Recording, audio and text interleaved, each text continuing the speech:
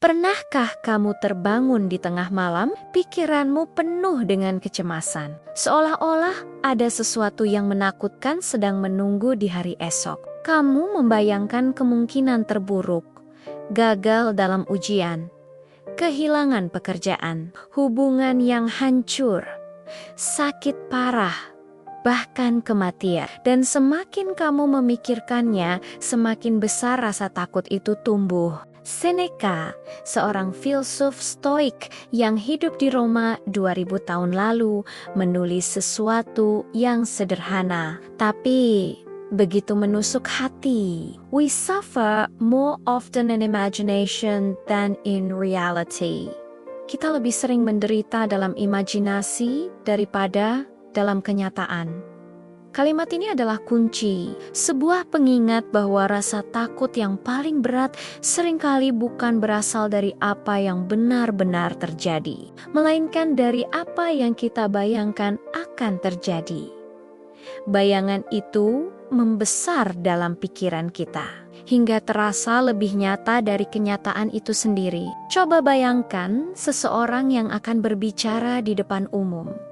Semalaman ia gelisah, berkeringat dingin, membayangkan dirinya lupa kata-kata, membayangkan orang-orang menertawakan, membayangkan atasannya kecewa. Padahal ketika hari itu tiba, ia berbicara dengan cukup baik.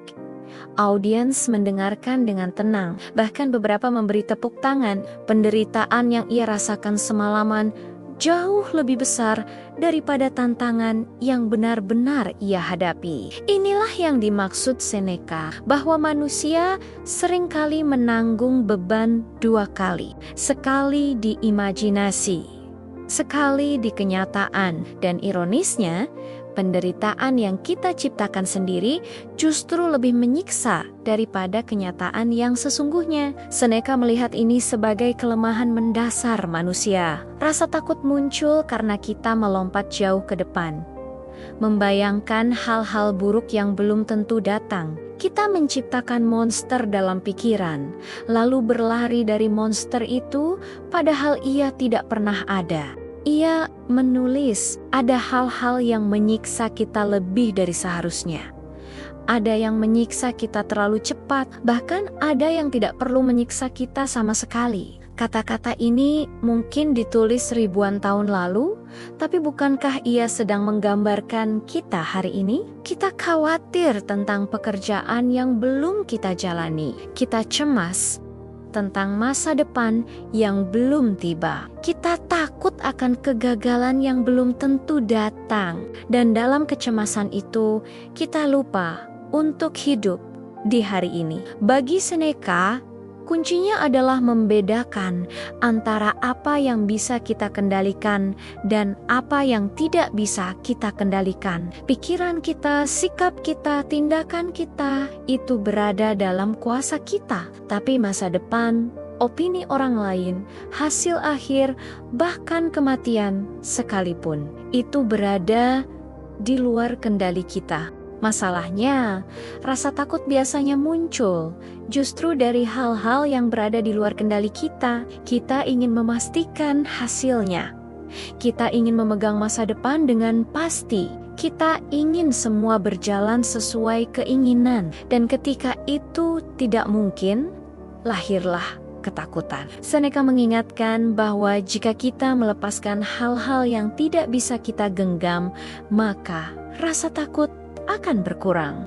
Bukan karena dunia menjadi lebih ramah, tapi karena kita berhenti berperang dengan sesuatu yang tidak mungkin kita kuasai. Di zaman modern, rasa takut ini muncul dalam bentuk yang berbeda, bukan lagi singa di hutan atau pedang musuh di medan perang, melainkan notifikasi di layar ponsel. Ekspektasi sosial, perbandingan hidup dengan orang lain.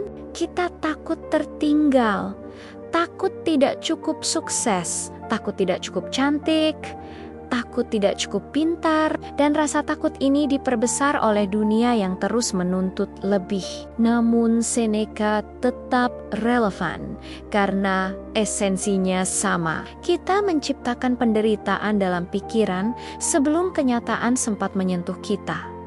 Kita menakuti diri kita sendiri dengan ilusi. Lalu bagaimana cara menghadapi rasa takut? Seneca menawarkan latihan mental. Ia menyebutnya premeditatio malorum, sebuah kebiasaan membayangkan kemungkinan terburuk. Terdengar aneh, tapi justru disitulah kekuatannya. Bayangkan, kamu kehilangan pekerjaan. Apa yang akan terjadi? Kamu mungkin akan kesulitan. Tapi, apakah hidup berhenti? Tentu tidak. Kamu masih bisa mencari yang lain. Kamu masih bisa bertahan. Kamu masih bisa bangkit. Dengan membayangkan skenario terburuk, kita tidak lagi dikejutkan olehnya. Kita sudah menatapnya, kita sudah bersahabat dengan ketakutan itu. Dan ketika kenyataan datang, ia tidak lagi terlihat sebesar bayangannya. Seneca bahkan melatih dirinya dengan hidup sederhana. Meskipun kaya raya, ia tidur di lantai, makan seadanya, memakai pakaian lusuh. Tujuannya bukan untuk menyiksa diri, tapi untuk mengingatkan dirinya bahwa kehilangan bukanlah akhir, bahwa hidup sederhana pun masih bisa dijalani. Dengan begitu, ia tidak takut pada kemiskinan, karena ia sudah pernah menjalaninya dengan sukarela. Dalam hidup kita, latihan ini bisa diterapkan. Ketika takut gagal, tanyakan pada dirimu, apa yang paling buruk bisa terjadi? Ketika takut ditolak, tanyakan, apakah benar itu akhir dari segalanya? Ketika takut menghadapi masa depan, tanyakan, apakah aku bisa mengendalikannya? Jika tidak, mengapa harus terus digenggam dalam kecemasan? Rasa takut tidak akan pernah benar-benar hilang. Ia akan selalu muncul, karena ia adalah bagian alami dari manusia. Tapi Seneca mengajarkan, kita bisa mengendalikannya, kita bisa mengurangi kekuatannya, kita bisa menghadapinya tanpa harus menyerah. Bayangan rasa takut ibarat bayangan pohon di malam hari, dari kejauhan terlihat seperti sosok raksasa menakutkan.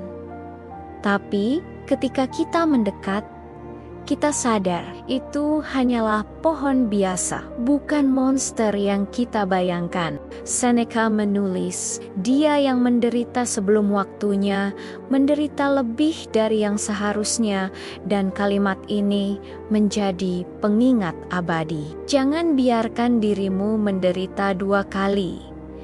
Jangan biarkan dirimu kalah oleh ilusi. Hidup terlalu singkat untuk dihabiskan dalam kecemasan. Waktu adalah aset paling berharga, dan setiap menit yang kita buang untuk menakuti diri sendiri adalah menit yang tidak pernah kembali. Jadi, jika hari ini kamu dihantui rasa takut, berhentilah sejenak.